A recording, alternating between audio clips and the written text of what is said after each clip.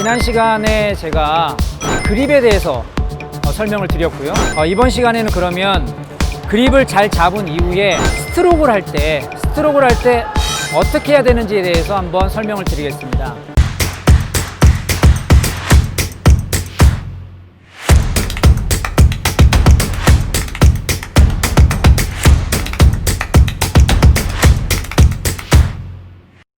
자, 그러면 어떤 상황에서 손목을 쓰고 어떤 상황에서 손목을 쓰지 않을까? 이게 사실 궁금하잖아요.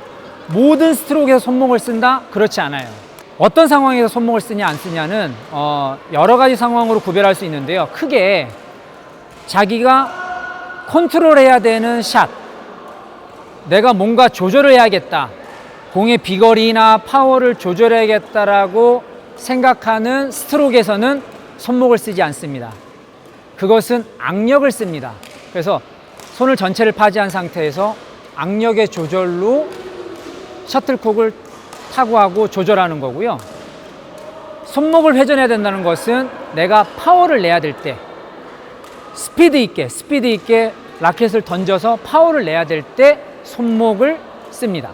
그래서 배드민턴은 손목을 쓰냐 안 쓰냐로 구분하는 것이 아니라 상황에 따라, 스트로크에 따라 손목을 쓰고 안 쓰고를 정하는 것이죠. 그래서 자, 그럼 어떤 게 있는지 제가 한번 실제로 공을 한번 쳐보면서 말씀을 드릴게요. 네. 자, 우선 우리가 그 네트 앞에서 하는 플레이 중에 푸시라는 기술이 있어요. 미는 것이죠.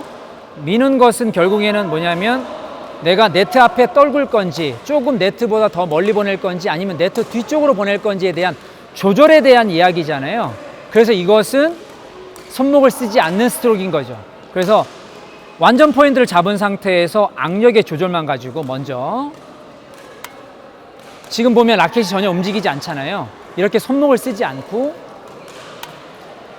가볍게 쳐주면 되는 것이죠. 근데 이것을 많은 분들이 오해하시고, 아, 난 이렇게 배웠잖아 라고 생각하시고 이렇게 하시는 분이 있으시죠. 이러면 손목이 과도하게 꺾이면서 부상의 위험도 있고요. 조절이 안 돼요. 네트 앞에서 잘못 치면 아웃되고요. 강하게 치려고 하다 보니까 네트에 걸리고요. 그러면 이제 플레이가 되지 않는 것이죠. 그래서 조절하는 스트로크는 전부 손목을 쓰지 않습니다. 라켓의 면만 가지고 가볍게. 그러면 네트 앞에서 내가 손목을 언제 써야 하지? 이거는요, 조절하지 않고 내가 끝내기를 해야 되는 공들이 있어요. 그게 언제냐면 내 몸을 벗어나는 공들이에요. 그런 공들은 오히려 손목을 안 쓰는 것이 어렵습니다. 어렵죠. 내 몸을 벗어나는 것은 손목의 회전을 가지고 공을 쳐주는 것이죠. 이런 공들이죠. 내 몸을 벗어나는 공들은 손목을 회전하고요. 내 몸을 벗어나지 않는 것들은 조절합니다. 그래서 손목을 쓰지 않는 것이죠. 자, 백핸드도 마찬가지로 보면 내 몸을 벗어난 공들은 손목을 쓰는 것이죠. 그런데 내 몸을 벗어나지 않은 공들은 손목을 쓰지 않죠. 내 몸을 벗어나지 않았는데 손목을 쓰면 범실이 나올 수밖에 없는 것이죠. 그래서 내 몸을 벗어났느냐 안 벗어났느냐. 그럼 언더는 뭐로 할까요? 언더 클리어는 내가 이렇게 서 있을 때 언더 클리어는 내 몸을 벗어났죠. 그렇기 때문에 손목을 쓰는 것입니다. 만약에 백핸드 스트로크로 내 몸 앞에 공이 왔을 때 이것은 손목을 쓰지 않고 타구가 가능하죠. 단 내가 조절을 해야 될 때는 손목을 쓰지 않는 것이고요. 만약에 조절하지 않고 스피드로 해야 되겠다 하면 손목을 회전해서 라켓을 던지듯이 스트로크를 해주시면 되는 것이죠. 손목을 쓰는 것과 쓰지 않는 상황에 대해서 제가 조금 더 설명을 드릴게요.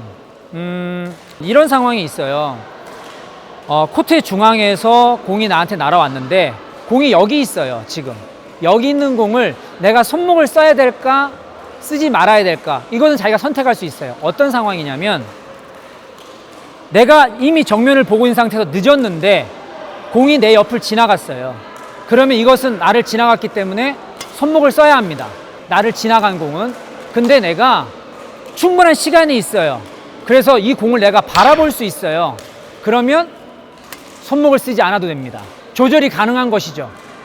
다시 정리드리면 내 몸을 벗어난 것은 손목을 쓰고 몸을 벗어나지 않은 공은 손목을 쓰지 않아도 됩니다. 이것으로 구별할 수 있고요. 다시 한번 또 다르게 설명을 드리면 공이 내 앞으로 날아오는 것은 손목을 쓰지 않습니다. 손목을 쓰기 어려워요. 내 앞으로 날아오는 거는 손목을 쓰지 않아요. 내 몸 옆으로 오는 것은 다 손목을 써야 돼요. 그래야 몸이 불편하지 않습니다. 여기서 한 가지 팁을 드리면 모든 동호인들의 로망이 뭐냐면 멋있게 크로스 헤어핀 하는 거예요.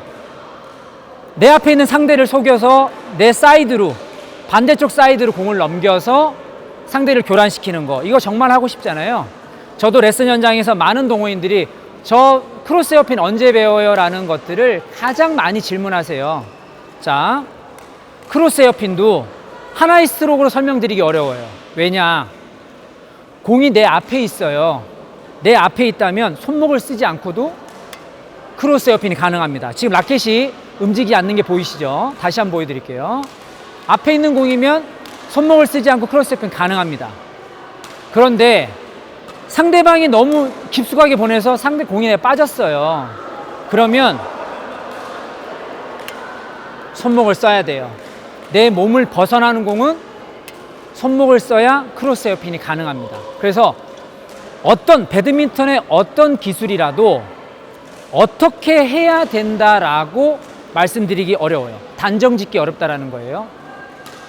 배드민턴의 어떤 기술이라도 그 상황에 맞춰서 자기가 선택해야 된다는 거예요. 내가 손목을 써야 될지 안 해야 될지. 내가 푸덕이 정말 잘 돼서 너무 빨라서 그 공에 빨리 접근할 수 있으면 굳이 내가 손목을 쓰지 않고 조절하면서 플레이를 할 수 있고요. 내가 다소 느렸다면 내 몸을 벗어났기 때문에 손목을 쓰면서 스트로크를 해야 된다는 것이죠. 그래서 배드민턴에서의 모든 기술들은 자신이 처해진 상황에 따라 그 스트로크의 방법이 모두 달라질 거라고 저는 생각합니다. 3탄, 4탄에 이어서 계속 앞으로도 이런 식으로 배드민턴의 기술들이 자기 몸에 맞춰서 어떤 기술들을 선택해야 되는지에 대한 부분들을 제가 찾아서 연구하고 알려드리도록 하겠습니다.